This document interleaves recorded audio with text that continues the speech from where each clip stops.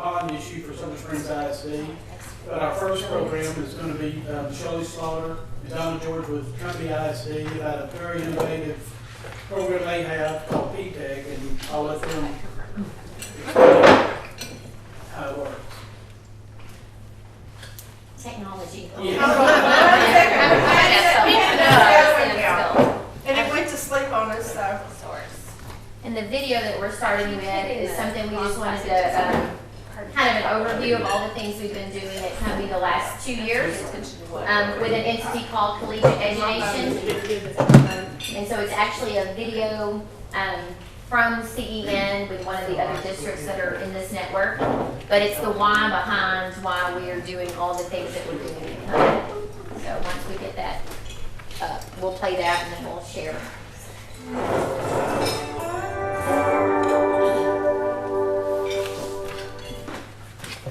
We wanted to show you guys that so you have an idea of why we kind of started on this journey at Cumby.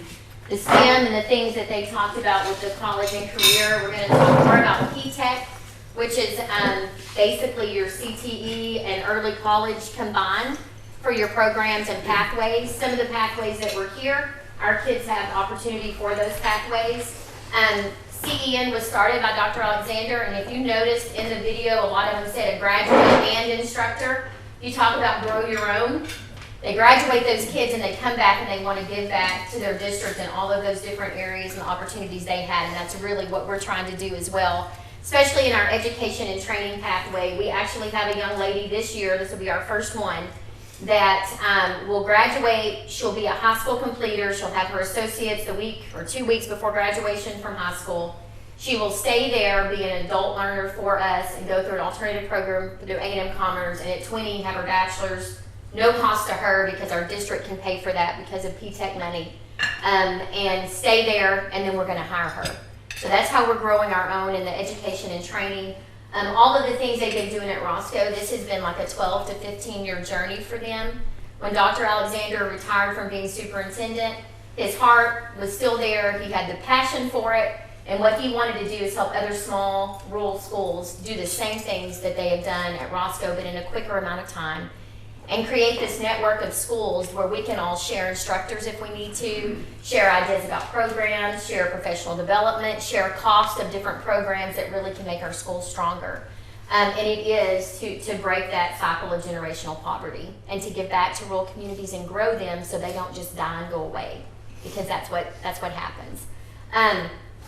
The handouts that we have for you guys, and I'm going to let Mrs. George talk a little bit more about the partnership side of PTech and what we've had a meeting, and we had some from Hopkins County come as far as businesses, and then economical development came and all of that. And so what that meeting was about is how can we grow what we're doing, our partnerships with business and industry, while we're growing the higher ed partnerships, so that we can get our kiddos into these internships and externships paid, so they're getting the experience they need before they graduate and leave us. With the PTech, all of our kids will be given the opportunity to get an associate degree free of charge. Some of them can decide to go traditional route and leave and go to a university when they leave us, or they can stay on and do our adult ed program in different areas. And so we do, like I said, have one this year that she's able to do that. We are hiring her as a paraprofessional. Next year, she'll have the program finished in 2 years, and then as the teaching job opens up, then we would be hiring her for that. This first thing here says Cumby Collegiate ISD P20 model. We are a collegiate district, being part of CEN, but also PTech makes us a collegiate district. P20 means beyond high school, beyond associate degree, all the way to a bachelor's and beyond. And so this one right here is a journey of a Cumby student. The timeline here, basically, our kids in pre-K through 2, starting next year pre-K and K, and then the next year first and second. Our pre-K through 2 campus also uses Montessori method, 3 hours of Montessori in the morning and then some traditional things in the afternoon. But we do that in pre-K2, and then 3rd through 7th grade students will get blended learning, and that's just more individualized learning. And then of course we start college classes with our freshmen in high school. They take high school classes in 8th grade. Some can take it in 7th to get CTE credit for high school. But we're starting a lot of things earlier to prepare our kids to be ready to take college classes as freshmen, and we've seen some success with some things there as well. This is just the pathway and the things that our kids are exposed to. So if they come to us in pre-K and then when they graduate, here are the different things that they'll be exposed to. Another program some of you may have heard of that lots of districts are doing is added. And basically that's college and career prep and getting them ready and on track to be ready for those courses and the things that they're going to take. Also dual credit, we start in high school with that. And then some other things are just teacher things and all of that, but it's broken down into these three categories. Our ultimate goal in the next 3 years is that 90% of our students graduate with an associate degree. And then we want those kids to go on, and then at least 80% of those kids get a master's, and from there 70% get a doctorate in just the higher ed. We know that the world is very different than when some of us were in school and started. It's very different. So we want our kids to have every opportunity that kids everywhere have. Just because you're in a small rural school does not mean that there's not opportunity and you're not producing awesome students who can go out and give back. The other thing that we teach is just like job skills, social emotional things go into all of this. So this is a journey of a student, and I'm not going to read through all of it, and I'm certainly not going to read all through this, but this basically is just what collegiate education, which is why we started with the video, it's what it's about. It's the different goals of it, the why behind what we're doing, and then just information about it.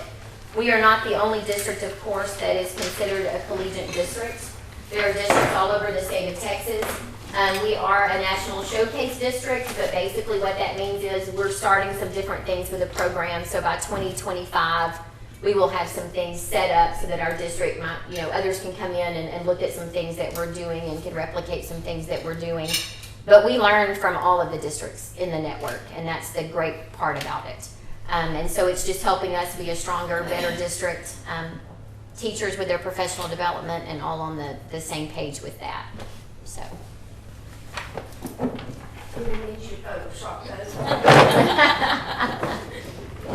So Shelley talked the CEN piece, and I'm going to talk a little bit about the PTech piece, because we saw at the beginning of all this that it was kind of falling over each other, and people were getting this mixed up in their heads. When we talk about CEN, then we talk about PTech and vice versa. They are the same, but they are different. PTech is the instructional piece. CEN is the organizational piece. Okay, so CEN is how we organize our district in this P20 model. PTech is also a P20 model, but it's the instructional piece. So when I say the word CTE, what does everybody automatically think about? Career stuff, Career stuff, medical, or ag, welding. We think about those things, but CTE covers so much more. Your business education is CTE. Your computer science is CTE. Your health science is CTE. Your welding and ag and all of those traditional classes are CTE. And we've been offering those for years.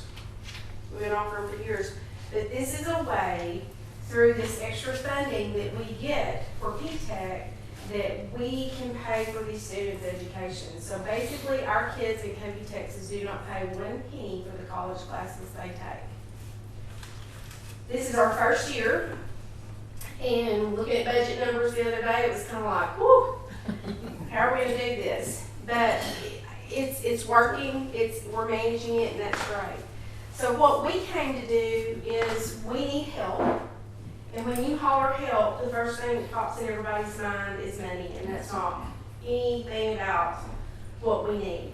Okay? We're not going to turn down any money. But we need help in other ways. Through CTE and being a district of innovation and PTech, we can hire people who are not necessarily certified teachers.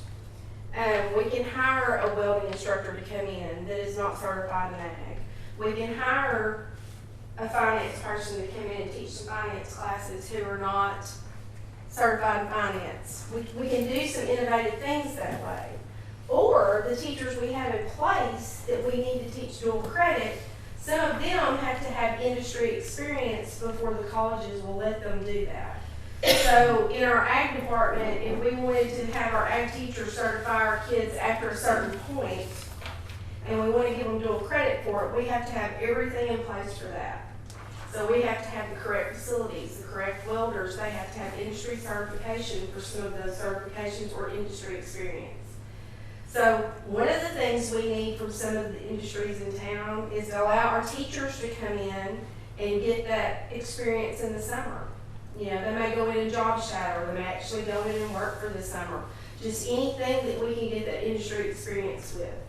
So I gave all of you this engagement piece. This is what we go out and when we're trying to build partnerships with business and industry, this is what we're going to take to them. I'll say it's sort of a contract. We realize now that a lot of industry and business has gotten away from wanting to sign an MOU with school districts because it's very binding. This is binding, but this is really an explanation of what we need. So if you look on the first page, that is all the industry certifications and pathways. We don't offer every single one of those. At some point, we would like to be able to. But if you look on the back page and at the bottom, it says, how can my business or organization participate?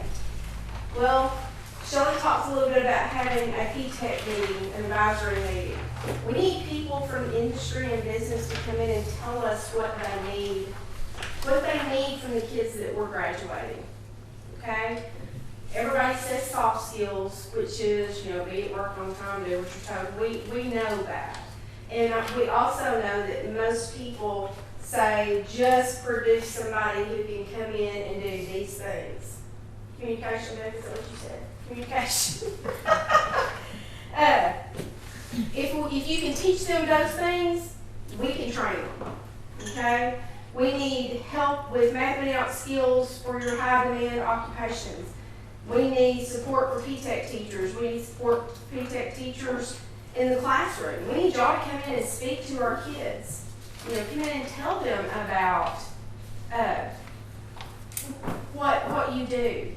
These two ladies right here, I happen to know them. One of them fairly well. These two ladies right here both have ag degrees. But one's a VP at the bank and the other one is, what is your new title? I'm a senior. Okay. Both of them are vice presidents in a bank here in town. What kid knows that with an ag degree, that's an opportunity that's out there? So they don't realize what's there. So we need those two to come in and talk to our kids and say, listen, just because you get an associate's in this, that doesn't mean you can't do this later. Okay? We need work-based learning opportunities for our students. We need students to be able to tour your facility. We need students to be able to come and just spend a day or two. We need students to come in and actually do internships that are paid or unpaid. Our goal is for all of our kids to have paid internships. We also need internships for these adult students that are going to stay after graduation, get their bachelor's degree with us paying for it. They still have to have some kind of job experience during that time. So, it's not all about us asking you for money. Some of it is we just need the opportunities for our kids to have work-based learning experience, okay? One of the things that we think, we talked about we're a national showcase, and that scares me every time she says those things. Because when she says, somebody's coming to look, and I'm like, not yet. Not yet. Because I don't feel like we're ready yet. We have worked really, really hard in the past 3 years. And when we sit down and have the discussions, we can see how far we've come. It's when we walk around and you think, well, it really doesn't look any different than it did 3 years ago. But I think in the next 2 years, we're going to see a huge difference because we are also in the process of getting to build a new high school with a CTE facility attached to it. So we pray that when that happens, that even more industry certifications can begin to happen. We want to graduate kids that are ready to go to work in Hopkins County. We compete with, how many schools do we have in Hopkins County? Seven. we consider the NSC. We're not really that concerned. Well, they have been my whole life, you know, when you think Hopkins County, we compete with all of those schools. And all of those communities shop in Sulphur Springs and you know, a lot of our kids end up living here. We need the support from Hopkins County to be able to make this program work, because by law, to be a PTech school, you have to have those industry partners. So if it's just you coming to our meetings, you know, signing up to come and be on our PTech committee, there's gonna be lots of different ones. We will take it, you know, just come tell us what you need. Tell us, you know, we can change pathways at any given time also. Welding has so many forms. You know, it's not the old pipe fits welding anymore. We need welding that happens in factories and things like that. So that's kind of where we're at with that. That's what we wanted y'all to look at and see. And it's exciting, but we're going to get there too. And the other part of that is we want it for our Cumby kids, but we also want it for other Hopkins County schools and schools across Texas and outside of Texas. This model is something that is now in West Virginia and in some other states. Dr. Alexander and his wife Marcia are just very innovative thinkers, but they also have a passion for just rural education across America. And so I've shared what we're doing with some other districts. Get a hard time about being a private school sometimes, and that's not what we are. But we want it for everyone. Yeah. And we want to be able to partner with our Hopkins County schools too, so that our kids are all getting strong teachers in a lot of areas, so that we're growing good Hopkins County, right? And they can come and give back and live and grow the community, and that's what it's about. It's about the community piece too, and about growing. We don't want Cumby to go away. I know over the years, and Donna says she remembers a time when they had lots more in Cumby, right? And then that changed, and now our enrollment is going up, and we have some things coming this way, and eventually everything down the interstate, it's gonna hit us. So we need to be ready for that. We want our kids to be ready for that. We want them to get their education and give back and continue to grow our community, and that's what this is about as well, is growing a stronger community, not just Cumby district and our kids. And so we need partnerships in lots of ways, even partnerships with other ISDs. That's what's important. And the ones that have come to us have not been Region 8 yet. We did have one Region 8 school, but some Region 10 small schools that are seeing some of the things we're doing, have heard of CEN, and they're really trying to find ways to give their kids opportunities and get those strong instructors in different programs too, because there's a lot of things you can do now distance learning wise. We've all learned that, especially the last 2 years.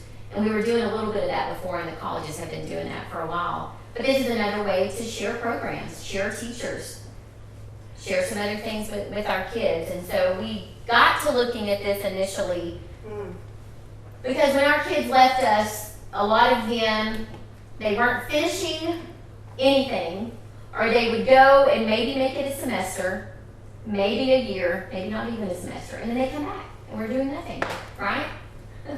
That made us sad. We were like, we have to fix this. Like, what are we not giving our kids that they need to be successful in life? So when we started talking about this and looking at this and went and visited Roscoe and the things they were doing, we had some of the same problems and the same concerns, and so this was some of the things that they were doing to move their kids forward and give them what they need, and we have to do something. We talk about it all the time, and I get emotional. I've been in Cumby 18 years. We've come a long way, but we have so far to go for our kids, and it makes me sad thinking, I feel like since I've been here so long, why hasn't more of a difference happened before now? But it takes time, and it takes everybody doing it together and seeing the need for it.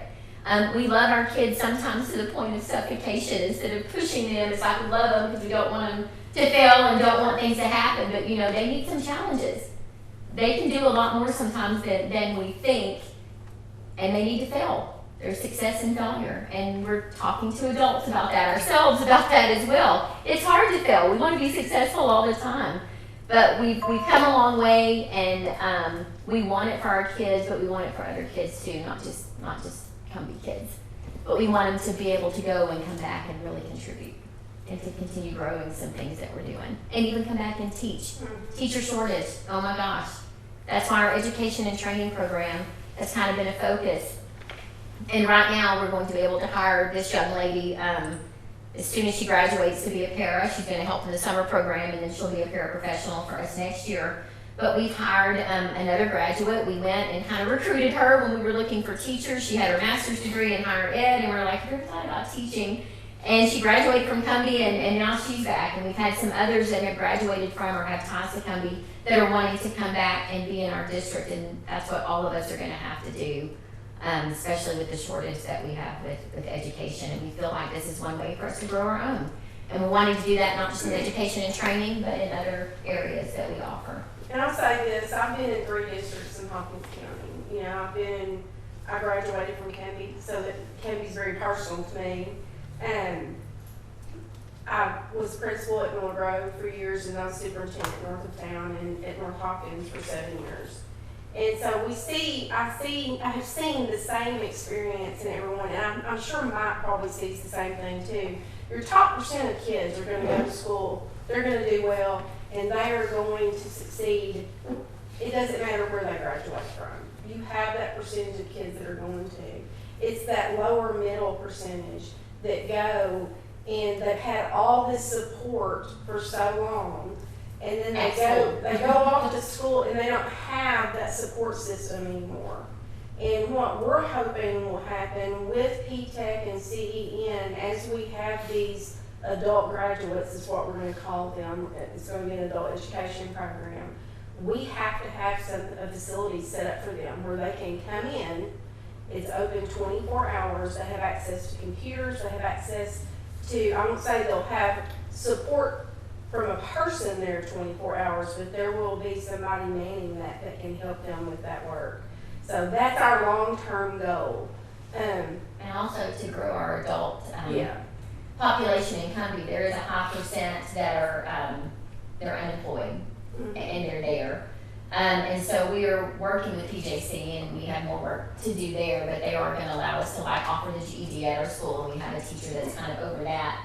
But we're wanting to offer even more. We're wanting to offer some of these career pathways that our kids are getting exposed to, so that our adults in our community can get certification as well. So we have a more educated, certified community, and that's important also. And then that spills over into the home. So we're hoping to help that as well. And I would say this, that vet facility that you saw at Roscoe, that belongs to the school district. It is phenomenal.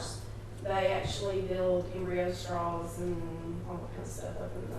Do y'all have a date for the next advisory? No, ma'am. No, it'll be Maybe when? In the summer sometime, Okay. right before school starts probably. We have a huge summer school project. I'll be right. Yeah, okay. Yeah. All right. The Gillis Foundation actually is partnering with us. Yes, Robin and we've been she's very helped us blessed there. a lot with this, so. They're one of our partners, so. So when the kids get their associate's degree, most of them will be ready to get their certification as well. We hope they graduate with both. We want them to, have both. We want them to have an industry-based certification and associate degree. They're going to all have the opportunity to do that. It's just kind of up to them and the support and the way that they go. And I know that some are reluctant because we're asking 7th, 8th, or 9th graders to kind of decide a career pathway. What we have explained to some parents is what is the absolute worst thing that can happen to your child to graduate with an associate degree and change their mind afterwards. What's the worst thing that can come from that, right? So we kind of approach it that way. We know even as adults we change our minds about things, and our kids for sure. We know, we've talked to some parents, their kids have changed, major 3, 4, 5 times, whatever. What we're wanting to do is to help them get that associate's degree in an industry-based cert, so when they leave us, we know that they're employable, that they can compete with the best, and what they decide to do from that point on. And it was free of charge. It didn't cost parents anything. It didn't cost kids anything. I mean, and so. And we're realistic. I mean, we know that there's going to be some kids that don't want to take that associate's path, that they're going to pick one or the other. So, or both. And that's just the expectation. And we have seen, we will have more parent meetings as we go and all of that as we get even further into it. Last year was planning year, this year's first year of implementation for PTech. We've been on the CEN journey for 2.5, 3 years with some things. But the reason I say, like Donna said, it's like the structure and the organization and the system is because CEN, with the things that we've learned and things we've looked at, you have to start in pre-K if your kids as freshmen are going to be taking college classes. If you do not change the rigor and the things that are going on in the classroom to that point, they're not going to be ready, nor are they going to be, they're not going to be successful. And so we saw a need for those different things, and that's why we share kind of the journey of what a student goes through at Cumby to be ready for those college classes as a freshman and what they're going to experience after that.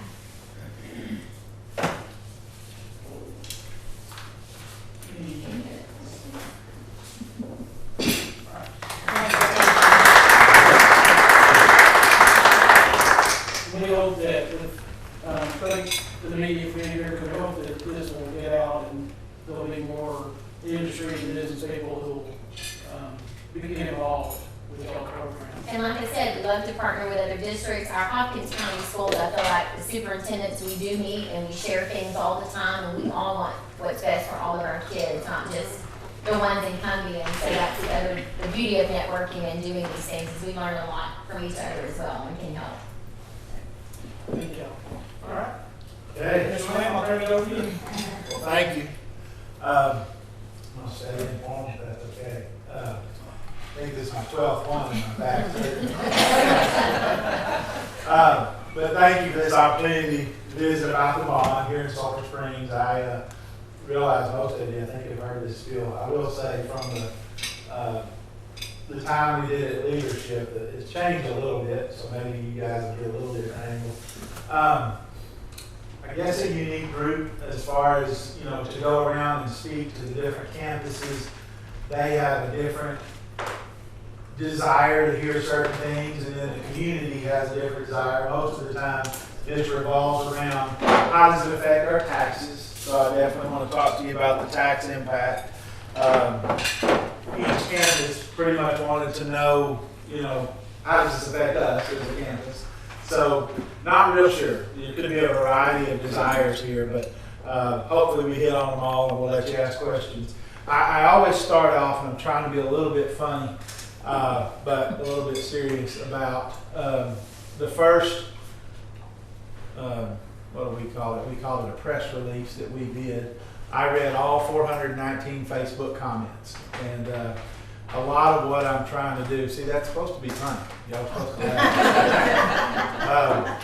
A lot of what this is really trying to answer the statements that were made. And you guys know how Facebook can get. But I will say I was encouraged. Our community asked good questions. They're very reasonable things. Absolutely, we should be transparent with this. Absolutely, there should be a plan in place. Absolutely, it's bad timing, the economy and those kind of things. All that's true. But hopefully, I can share with you why we continue to go through with this. And I start here to talk about, this is part of a 20 or 30-year plan. And these are the projects that have gone on in Sulphur Springs since 2006. You can see in 2006 there was a bond for right at $10 million. That's the new fine arts. If you're familiar with the school at all, you'll realize that the band hall is only as old as 2006 and that kind of thing. Pretty quickly after that, in 2009, the buildings were actually finished in 12. Of course, the multi-purpose building, the middle school, Douglas remodel, and some upgrades to SSIS. On May 1st, which I believe is probably 10 days away, I would have been here 10 years. I started work on May 1st, and the middle school wasn't finished. So I was getting in on the tail end of let's finish this up. May, June, July, August, we were trying to finish up the middle school. So I came in right at a bond time. And the rest of these things, a lot of these, yes, there were some excess funds at that time that we got to spend on fixing the track, upgrading high school gyms, remodeling a training room and creating a cheerleading space to practice, remodeling our culinary arts at the time. We've done a lot of projects in our 10 years that I've been here, all from money that's on the M&O side, that budgeted money, not asking taxpayers for help in that area. As soon as I got here, the fact that we had just done a bond there was no way we were going to talk about a bond anytime soon. But we did have a pretty healthy fund balance, and like I said, some extra money from the bond that's very restricted on what you can spend it on, capital improvements and those kind of things. So the board and I, hey, what are we going to do? And I know it gets controversial, sports and what have you, but truly, our press box at the time, there were holes in the floor. It was very unsafe. We had to do something to our football field. Once that started, the drainage on our softball field was horrible and needed to be addressed. I know it's a little bit controversial at times moving our baseball field like we did, but the fact that we couldn't have soccer and baseball go on at the same time because we were worried about a foul ball hitting a soccer kid, to me was an issue that needed to be addressed. So we addressed those things during this time, and the mindset's been, let's take care of the things that we can and that we have money for while we're basically waiting on bonding capacity. We started looking, I'll say 6 years ago, at the next best time maybe to try bond. And you always start bond thinking with, what can we do that will be for little to no tax impact? And several years ago, we knew just what we could ask for in 6 years. Well, a lot has changed since in 6 years' time, some of it good. Some legislative things happened that gave a little more support to building, those kind of things. So the plan was more or less begun before I got here, okay? So about 6 years ago, I started looking at our building ages, and we were having issues. We've had issues. We've got a great maintenance department, but it seems like every year we're going to replace a whole set of pipes under a building or abate a building or fix the electricity in a building. So 6 years ago, we started looking. And basically with Johnson, Bowie, Austin, SSES, Douglas, and Travis, in 25 years, well, I've skipped a step there. Let me ask you, what's an appropriate age, do you think, for an elementary school? Anybody have a thought? What would you say? I mean, does that even make sense to base it on age? So I say, huh? Somebody at the last meeting said, hey, if the building's good, guess it can last forever. And there's some truth to that. But when I was doing this the other night, I mean, when you're in our building and you walk around, you realize pretty quickly it's a 100-year-old building. You couldn't look at it and remodel it in any way and feel good about putting elementary kids in there. With these rooms, TEA has guidelines for the size. All that has changed. We need so much more electricity now. We need the electricity to be done in different ways because of the technology that we use. We had a flood in our high school last year, and they had what do they call it? Power strips spread about everywhere. Well, when the flood happened, that was a very dangerous situation. There's a lot of different ways and more modern ways to do things.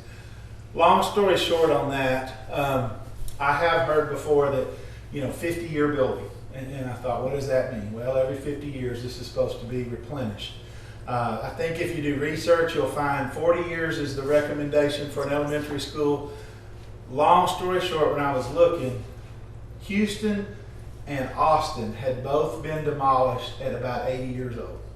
So right or wrong, 80 became the number in that moment. I think 80 is probably a little long to try to make an elementary school or any school last. However, I would say we're backed into a corner where that's about the best we can do at this point. So realizing that 6 of our buildings are going to turn 80 within the next 25 years, yes, you've got to be thinking there's no way to address 6 buildings at any one time, so how do you take 25, 30 years and spread it out? We did a bond 10 years ago. We're at bond capacity. We have some bond capacity right now.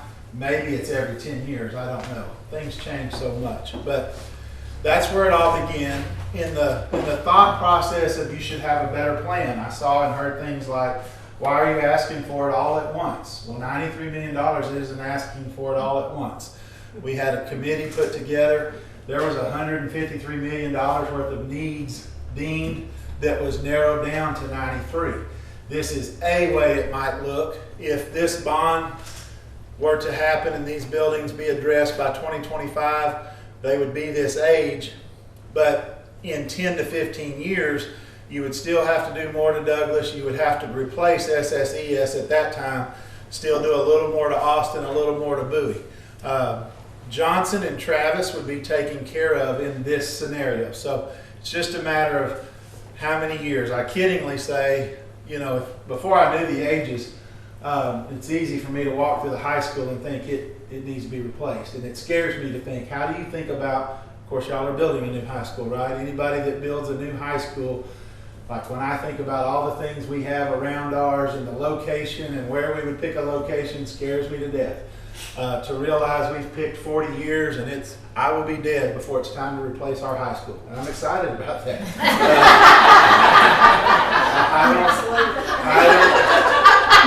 When I saw that was the third youngest building we have, I don't have to mess with that. But I feel like it's my responsibility to not set the next person up for anything but success. And if I don't figure out some way to lead the charge where these 6 buildings are really addressed in the next 30 years, that's my goal, is to take care of these things so that the next person can take that and keep going. So that's a plan. Obviously, if you're going to start talking about elementaries or just buildings, you got to think a little bit about, well, what kind of elementary structure do we want to be in, say in 10 years or 20 years. So this is really for the campus. I won't bore you with all this, but we really would like to have 4 K through 5 campuses before it's over. Our K through 3 campuses are a little tough from an accountability standpoint. Sometimes we're too small really at each one to justify a counselor or a nurse. If you get a little bit bigger, you start to have better justifications there. But ultimately, our goal became this. We talked about 3 K through 5. We just think that's a little too big for what we're used to and what we like. So the challenge becomes, how quickly can you get, let's say, 4 elementaries that are K through 5? Well, Bush is one now. Now, you may not know, Bush has 3 big academic halls, but currently we have 1 hall where special ed houses their office spaces in there. For Bush to be a K through 5 or a school that can handle any more kids, you'd have to take that group out of there from office space. But if you did that, that would be a school that could handle it. Bowie, with very little addition, 1 additional wing, Bowie could be a K through 5 pretty quickly. If you built a new Travis, it would be a K through 5. And then Johnson. Our goal coming into this was hopefully we can add on to Johnson in such a way that it could be the 4th. What we quickly discovered, and if I go back to this, realizing these are the same age, but for some reason, and I wasn't here, Bowie's been added onto over the years. They're very different sizes, and which made me not think that they would be the same age. They're the same age, but Bowie is much larger than Johnson at this point. To add on to Johnson, being that it's 55 years old, it's small as it is, and the piece of property it's on, it became very economically unsound to try to do that. And so it would cost so much and not in a timely manner that it just became unrealistic to think that we could turn Johnson into that school. Well, that was a bit of a panic moment. Oh, our plan's not going to work. You know, what do we do now? So we kind of came up with an alternative plan, and I call it it's just a step. You know, where we're trying to go with this bond is not where we ultimately want to be. It would be a step towards. So basically, you know, at Johnson as a campus is so small. What we'd like to do is take the people that are special ed officing in Bush and move them into Johnson. At that point, it wouldn't be a campus anymore. It'd be office space for special services. That would allow us to put a few more kids in Bush. If we build the wing onto Bowie, a few more kids into Bowie, build a new Travis, keep using Sulphur Springs Elementary School as it is now for, say, another 10 to 15 years, whenever we can build bonding capacity again. That's kind of the step plan. There is folks that are trying to advocate for this 4 or 5 situation is very good, and it is good for that campus, but it's a little bit detrimental to leave these as K through 3s. And so we're going to have to, we'll take some time and we'll get the time at this point to kind of make that decision. When it's time to address SSES, which I say again is probably 10 or 15 years down the road, we can make the decision at that point, 4th K through 5, enroll with that plan, or keep going like we're going. But one way or the other, the building would need to be replaced, and you can make that decision at that point. This talks about our process. We reviewed historical information, we assessed the campus needs, brought a committee together of 50 people, community members, lots of people. Have a couple people here that were on the committee. Like I said, $150 million worth of stuff. We went on tours, the whole thing that the group more or less kind of voted and narrowed down to the 93. Recommended to the board that we do this. That board called that bond, and the election is on May 7th. So I spent some time talking to people a little bit about how schools are funded, and some of the things that are being said are just not true, really. So the way schools are funded, 2 pots of money, M&O and INS, maintenance and operation. That's what pays salaries, that's what pays for tables, that's what pays for travel. INS is a pot of money that pays for bonds. It's kind of like going to the bank and saying, I want a mortgage for my home. It's a bigger pot of money. It's not a bigger pot of money, but it's a pot of money. People vote on it. It's a totally different thing. So for everybody that says, take part of that $93 million and give teachers a raise, that's not even legal or possible. So 2 very different pots of money. Let me talk a little bit about M&O for a second. As I get into this is the historical tax rate for Sulphur Springs ISD. Probably not fun to look at the numbers. There's a picture for a minute. It's been as high as $1.50, dropped to $1.14, came back up, has done nothing but gone down in the 10 years that I've been here. So that's the rate.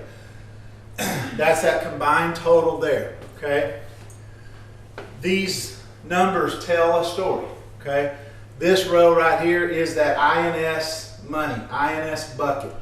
Okay, back in 2002, it was 8 cents, 7 cents, 7 cents, 7 cents, went to 10 cents. Why would this bucket of money gone from 7 cents to 10 cents in 2006? Anyone? The bond, that fine art bond. I wasn't here, I don't know, but this tells me the story of very similar to us asking for a bond right now and asking for taxes to go up. Same thing happened then. You were told 3 cents, it went up 3 cents. This is what fills the pot to pay off that bond.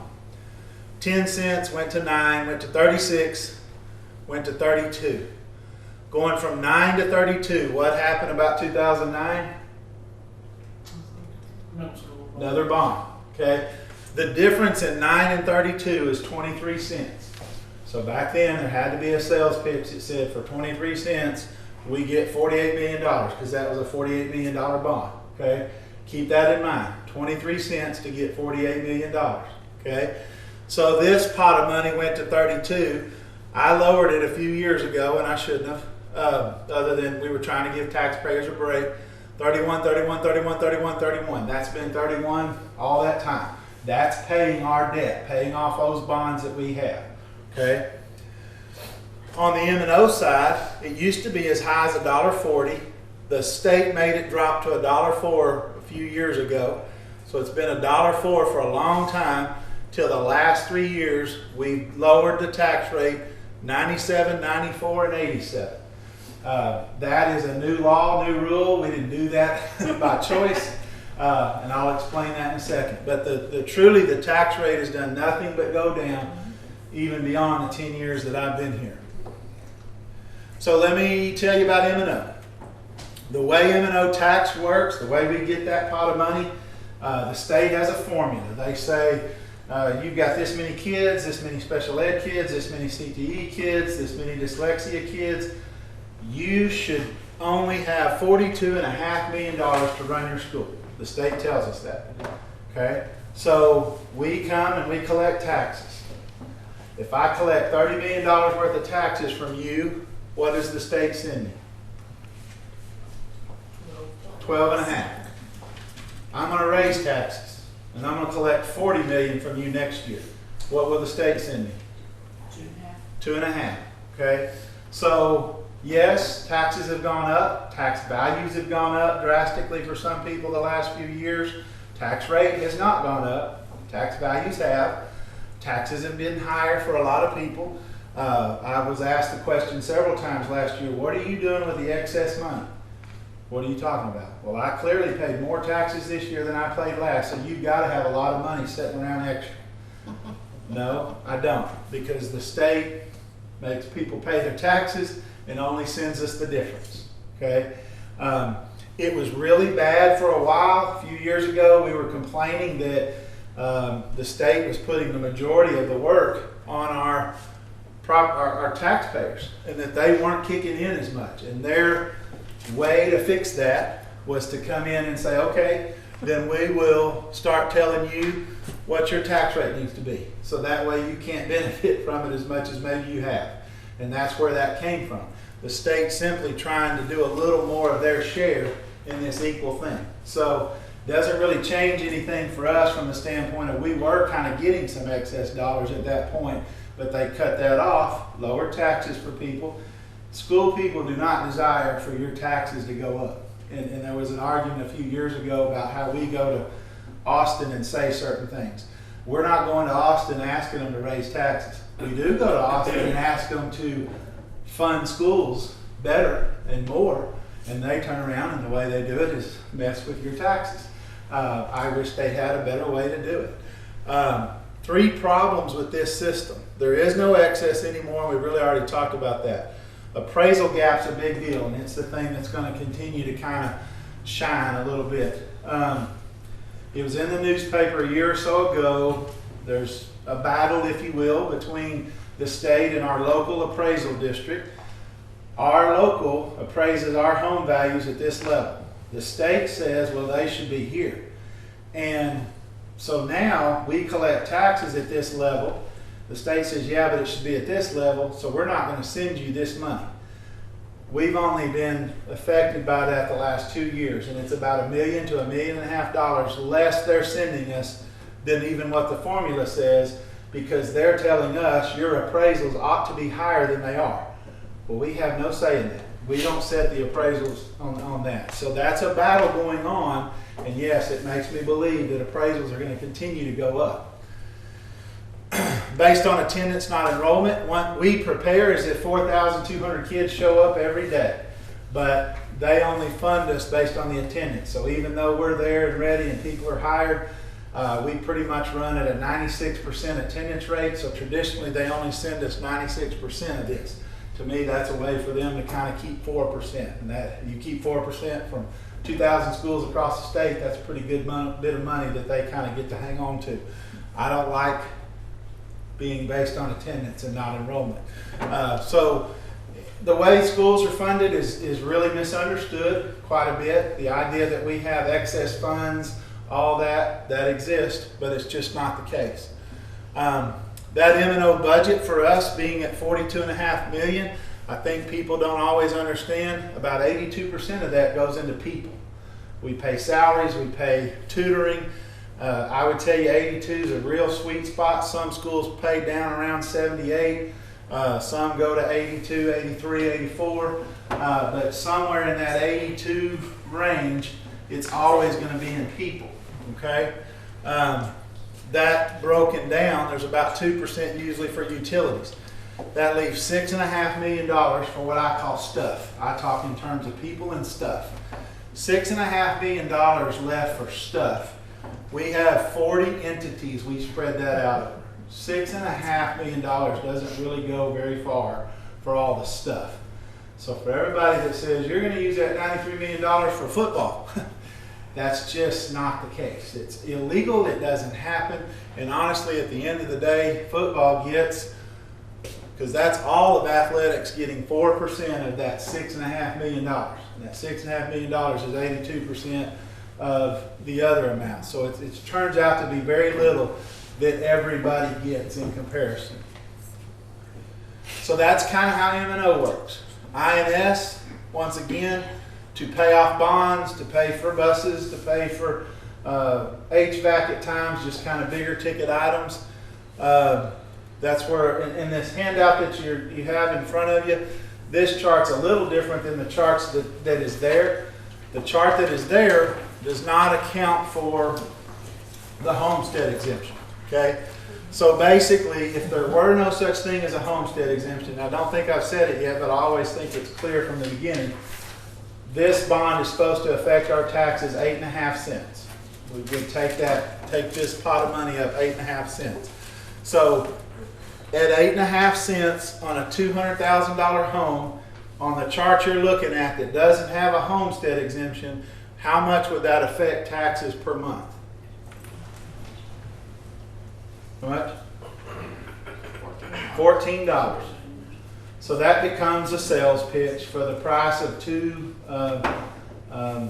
what is the fancy coffee place? Starbucks. For the price of 2 Starbucks coffees a month, you know, we can do this and our kids would benefit. That's without the $25,000 tax homestead exemption.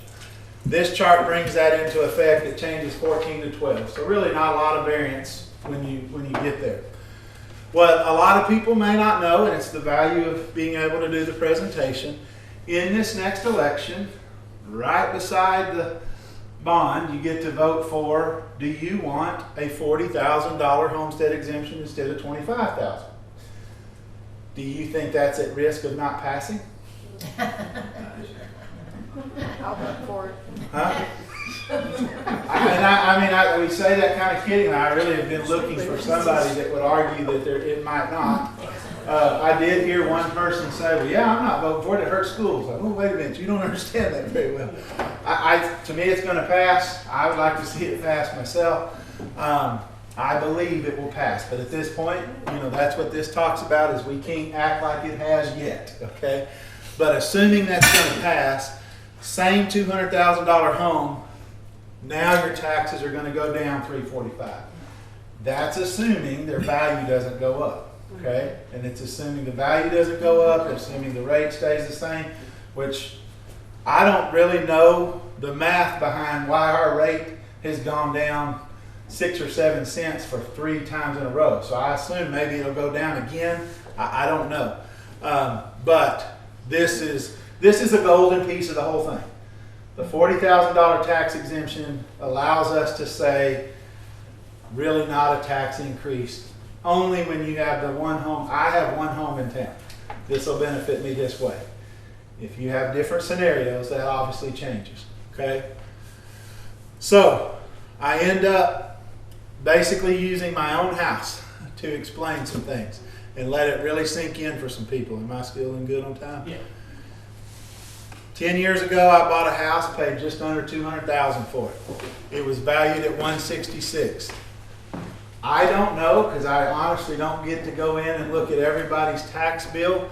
I think a lot of people in town benefit from paying taxes on something that is actually less than the true value of their home. Is that a fair guess? Do what? Back then, the rate was $1.36. In 2013, I paid $2,200 in school taxes. The next year, my value went up. The rate went down a penny. I paid more in taxes. Why did I pay more in taxes? Because the value went up. The rate went down. What's the school in control of? The rate. Who's in control of the value? I don't even know. It just ain't the school. I don't really like throwing other people under the bus. I just know we're not in control. I was ready to throw them under the bus, dang. Do what? I was ready to throw them under the bus, dang. Okay, so it's not the school. Same value, rate went down, or no, rate stayed the same, but this was the first year for the homestead exemption. So my taxes were lower in those 3 years right there. Same money, same money, same money, same money, went down. Why? Same value, rate went down again. This is when the 3-year thing started. Went down, rate went down. That time my value went up again. Value went up, rate went down, my taxes went down. In 2021, I paid the least amount of taxes I paid those whole years. Why? Because rate went down. Value went up twice of them. Lowest taxes because rate went down. $186,000 value. I told you I paid $200,000 for it here. What do you think my $200,000 home 10 years ago is worth today? Huh? $350. I'm told could be up to $300,000. Now, do I like it that my value is set at $186,000? When you pay taxes. When I pay taxes, I absolutely do. When do I want them to consider my 300 thought a little more? When I'm ready to sell, okay? So assuming that a lot of people are benefiting, this would start to explain that notion that we really don't have things valued quite like somebody in Austin says they should. Do you agree with that? This is a little bit of a picture of what might be going on. Because I think a lot of people pay taxes on a value. Now, nobody likes it though when it goes up. What, I mean, did my grass grow differently? Why didn't my value go up? We get upset about those things. I get it. There's county, city, and hospital taxes too. I say that because sometimes people, you're making my taxes go up, and they don't really understand that there's multiple entities and sometimes it's not really what the school's doing. So this becomes a reality. Again, on a $200,000 home, if this $40,000 homestead exemption passes, at the 87-cent rate, that's going to be the taxes. At the 31-cent rate, that's going to be the taxes. That'll be that much lower than if it stayed the 25. Obviously, if you get a better homestead exemption, your taxes will go down, correct? But this number and this number are the same. Let's say this goes up 8.5 cents. Now this is a little higher than that, even higher than that. But not so much more higher than this is lower to offset the 345 down. That's where the 345 down comes from. Because of the, once again, this is doing so good here, it's offsetting the 8.5 cents here. Okay? I like to throw this in because this gets said all the time, you know, well, if you're 65, your taxes are frozen. That's not entirely true, and I think we have to be careful the way we say that, okay? The real key to it is 65 years cannot be increased above the amount paid in the first year after the person turns 65. So the way that really looks, I pretend I turned 65 in 2016. This amount of money paid is what freezes. But rate and value will continue to change, okay? And I won't pay more than this if that's when I turn to, but very unique. And when this law was created, I don't think they ever dreamed taxes would actually go down in time. But the truth is, I'm actually paying lower taxes than this right now, aren't I? And if you tell me, well, your taxes are frozen here, do they make me pay this or do they let me pay 1.9? Obviously, I get to pay the least. But that 8 cents now comes in and sends that up, let's say to $2,100, what will I pay? $2,100. Goes up to $2,200, what will I pay? $2,150. My taxes did go up. If I look at you and say, well, if you're 65, your taxes are frozen, it won't go up. That's not true. People are going to be mad when their taxes do go up. I think we're in a very rare situation where people are possibly paying less taxes right now than they were when they turned 65. Because the idea was, when you turn 65, we'll freeze them, and the thought process is they're only going to go up, and so, but that just didn't happen based on what they changed in the last few years. What are we doing in this bond? A new Travis Elementary, lots of renovations. Am I at 9 minutes? I'm going to speed up a little bit. This is where we like to put the new Travis. This is SSES. There's a track right there right now. One of the keys to the bond is always having land or buying land. We want to try to use our land as much as possible. The number one complaint I hear about this idea is it's going to create a traffic nightmare. I don't believe that to be true. This used to be a middle school that had 1,000 kids in it. We ran 1,000 kids in and out of it before. There won't be 1,000 kids total here. We think we can control traffic with cut-through streets. We even want to cut through street here. This, I don't believe, will be a campus much more than 10 or 15 years. So I hate to punt and try to go find land on our best piece of property when, even if it is a little bit of a traffic issue, it won't be but for 10 years. I think we can control the traffic in a way that won't be an issue. And people are going to be upset that we're tearing down the track because there's a lot of people in that neighborhood that have a lighted track. We intend to put a lighted walking trail around the whole thing. So hopefully that'll offset that. Buoy does need an addition. The beauty of buoy, a whole new buoy could be built right outside this gym. Once again, the land situation is very beneficial. Right now, and that's just a placeholder really, I'm not sure if we'll build it here or here. You need to design your ultimate new buoy, but now we would only build maybe a third of it to get down the road a little bit and be able to do what I was talking about earlier.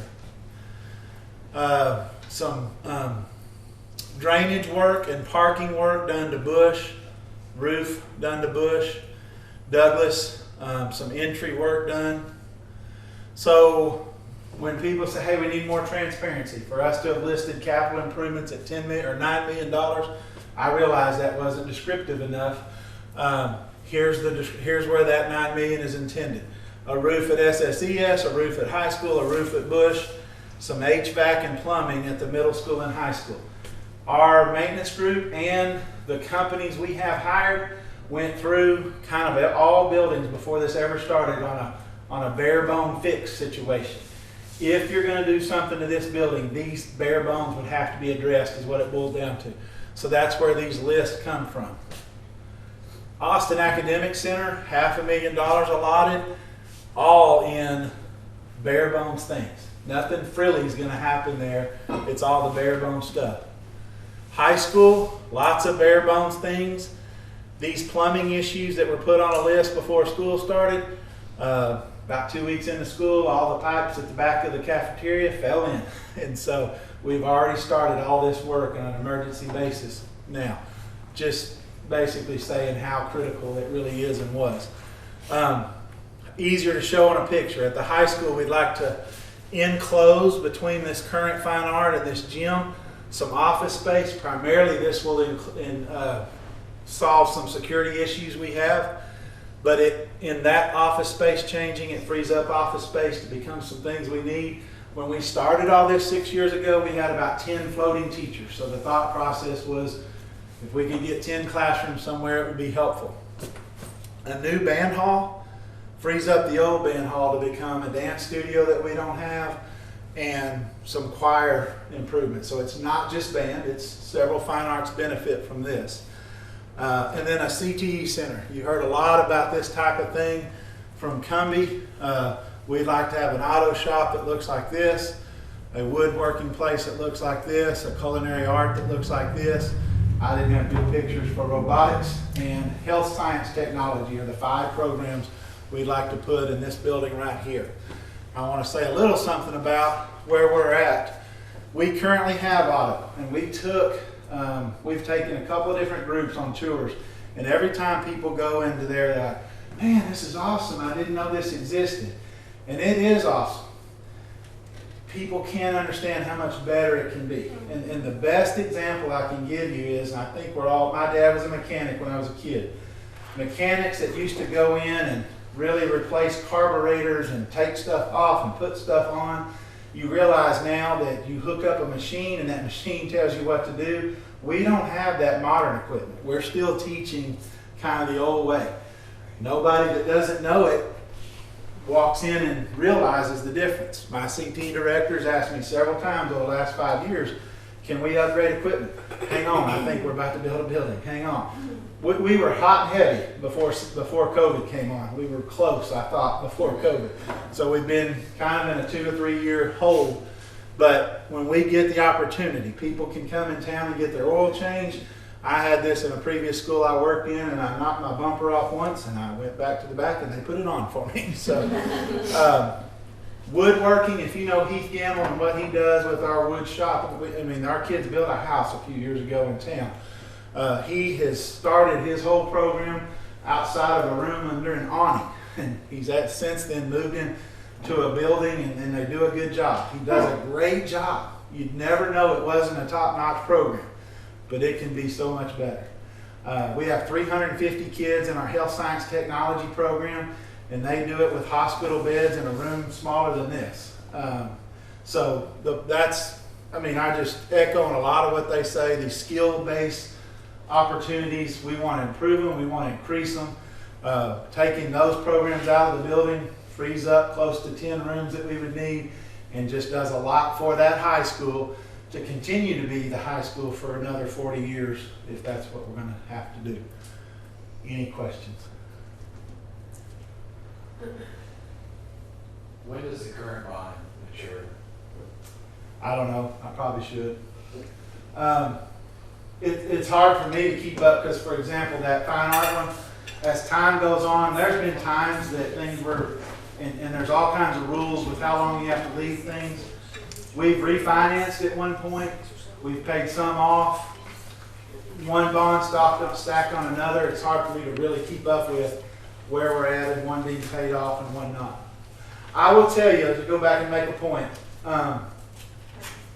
remember, 23 cents got $48 million 10 years ago.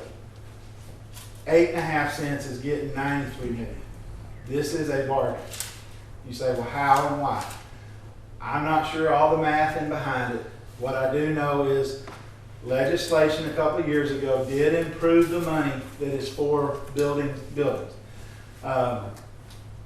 Controversial at times. If you've seen or heard any of the talk on the solar farms that we've been working with, it's really not about the solar farm. It's about what's called a 313 agreement. And you're going to see more talk about a 313 agreement. Like I said, it's not always with a solar farm. If certain companies qualify certain ways, we can make deals with them, so to speak, where there's a limiting factor on the taxes that are on the M&O side. The key to it is those limits don't apply to the INS side. So if you study 313s very long, the big value of them is what they do when it's time for bonds. And so one example is one of the first ones we dealt with, $100 million company wanted to come to town, but they want us to tax them only as a $25 million. And that, once again, that's only on the M&O side. I talked to a lot of people, a lot of upset people. Well, you left $75 million on the bond. No, we didn't, because you're assuming they would come to town anyway. And I promise you, those whole things are set up where they cannot afford to come to town if you don't make them this deal. I'll take all the $25 million companies I can take in town because it all is beneficial. So we bring one in, $25 million tax. That's only for 10 years. They depreciate fast. I believe within about 6 years, that $100 million company was going to turn into an $18 million company before it was over, before 10 years. And we would tax that wholly after that. But on the INS side, at 31 cents or 39 cents, full. That's the biggest reason we can ask for less pennies from our taxpayers on the building program because of the 313 agreements that are in the works. As those things get debated, people never really understand, because all we talk about is the limiting side, but we never talk about the benefit on the side that's not limited, because that's not what it's about. Any other thoughts or questions? Sorry. I had no idea gas prices would be this when we started this. There are a lot of different ways to, some people say, well, can't you wait till a better day? I'm not sure a better day's coming. I don't know that prices will go down. I've had people look at me and say, well, 8.5 cents, $93 million, why didn't you go ahead and do the whole 150? I don't disagree, but there's a feeling here that this 93 is hard enough to convince people is acceptable. So, kind of danged if you do, danged if you don't on that type of deal. Anything else? You didn't discuss the 20 buses, Mountain Hotel, no. Okay, yes. Some of the buses. Purchasing 20, would like to purchase 20 buses in this. First and foremost, people have asked, are you going to finance buses for 20 years? No, they can change the financing on that to 5 years. We clearly, and once again, I always kind of feel like I'm pointing fingers or throwing somebody else under the bus. The buses are the easiest one. We try to do this for HVAC, we try to do this for roofs, we try to do this for a lot of things, and I say we try to do it now. There was not a plan like this in place before I started. We run a 60 route bus route, and we've learned that buses last 15 years. Very clearly mathematically, how many buses should we be buying a year? 60, in 15 years, we should be buying 4 buses a year. And we haven't bought 4 buses a year for the last 20 years. We're trying to do it now.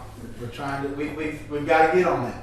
So this 20 buses will get us in a place where if we buy 4 buses a year, we can stay on track and we don't have to do a bond type thing for buses again. When I got here, I think we were buying 2 buses a year. Nobody had really put thought into how do we keep this and maintain this forever.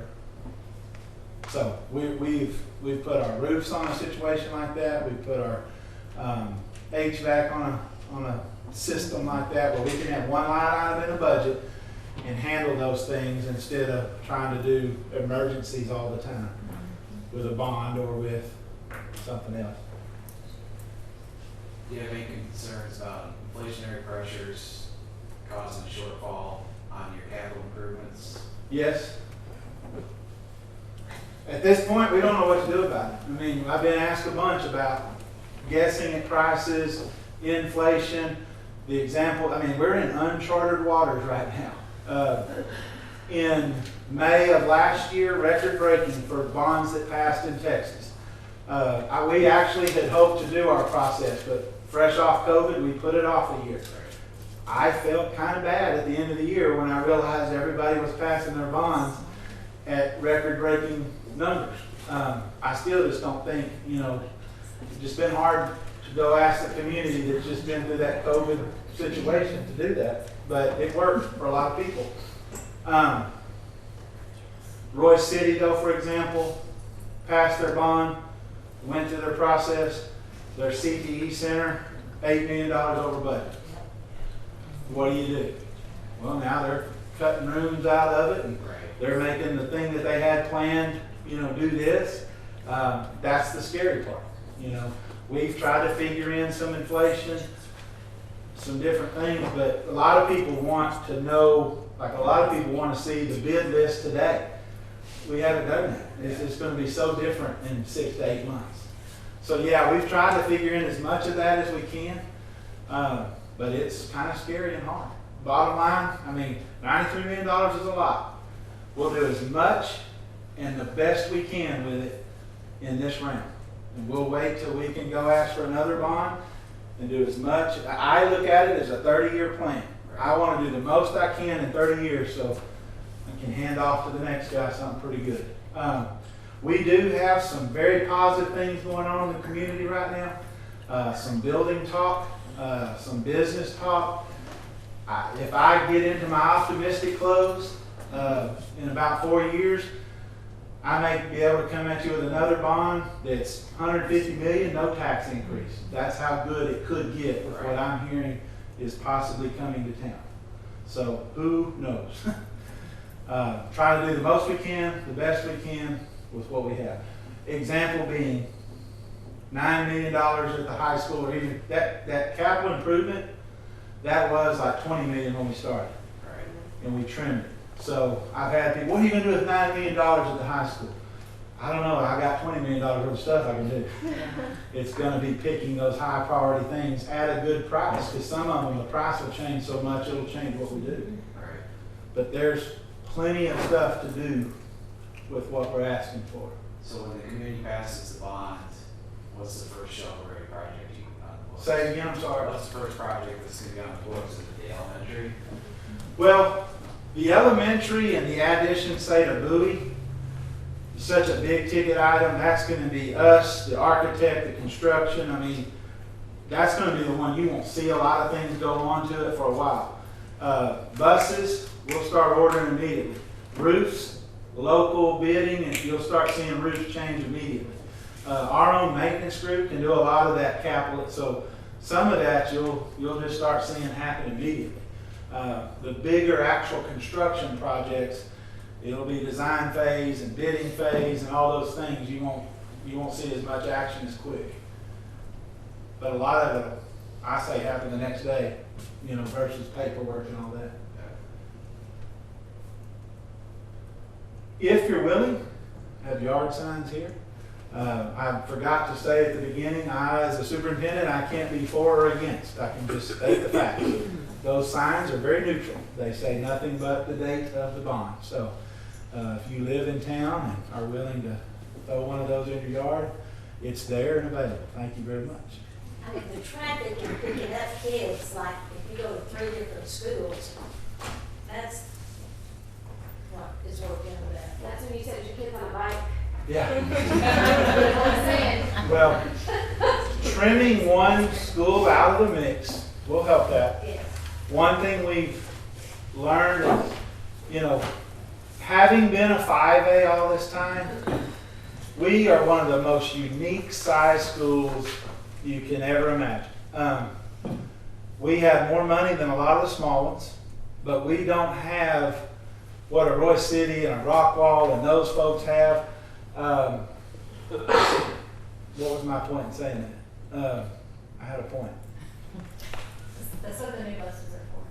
Well, Picking up kids oh, is, our size, yeah, our okay. size. So 8 years ago, we made some decisions when students need, let's say, autism services, okay? 8 years ago, we might have only had 3 kids that needed that. Should we put an autism teacher at 4 campuses or 1? We put an autism teacher at 1 campus. And the disheartening thing is, kid moves in, has autism, they live in the Bowie district or Bowie zone.